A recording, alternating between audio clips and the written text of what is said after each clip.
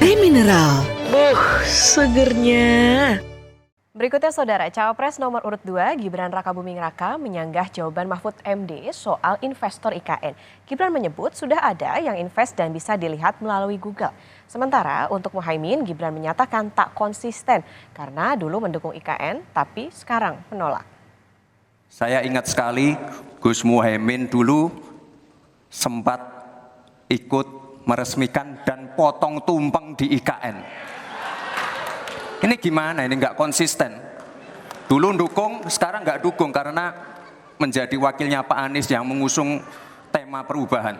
Sekali lagi Gus, mohon maaf, IKN ini bukan hanya membangun bangunan pemerintah, tapi juga sebagai simbol pemerataan pembangunan di Indonesia, sebagai simbol transformasi pembangunan di Indonesia.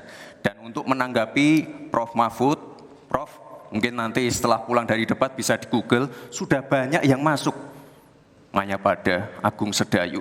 Dan nanti akan tambah lagi mungkin setelah Pilpres, karena mereka pasti akan wait and see melihat stabilitas politik di Indonesia. Terima kasih Prof.